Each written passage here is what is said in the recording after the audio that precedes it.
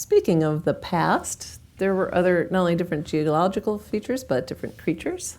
Yeah, this creature, the bones of it have been around for a little while, but this big pterosaur, the bones have been found up in Alberta, Canada, and that's one of the reasons they call it the Cryodrakon Boreas, which is cold ice dragon and of the north, or north wind, some are saying. Articles were written about it. Frozen dragon of the north wind flew over 77 million years ago. Or USC scientist discovers a new frozen dragon of the north, dinosaur species. Actually, well, it's not a dinosaur. It's not actually a dragon either, but But it has a cute hat. It has a cute hat. It's a pterosaur. It's about that big if you compare it to bananas. Bananas, as Patrick would say. But bananas come in different sizes, so we decided to put in a Mario in there. But also notice that it has kind of its own little Mario hat there that we added. And then we remembered that Nintendo, now we might have taken a left turn here somewhere, but we remembered that Nintendo had a T-Rex that had a Mario hat too.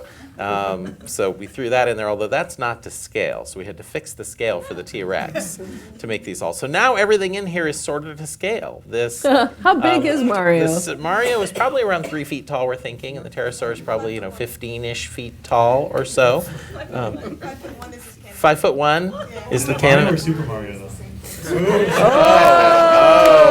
Okay, well, we'll have to sort this out next All Space, perhaps.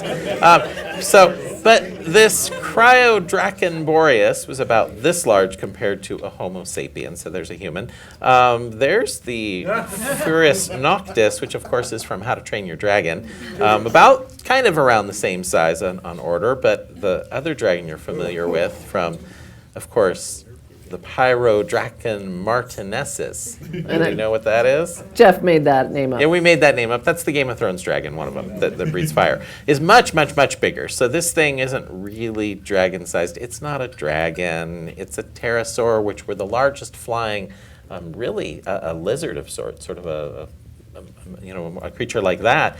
Did live around the time of the dinosaurs, but this was probably the largest one. And they have decided it's its own creature. It is not just bones of a similar one that they found there. So fun times for these creatures. Until it wasn't fun anymore. Well, yeah.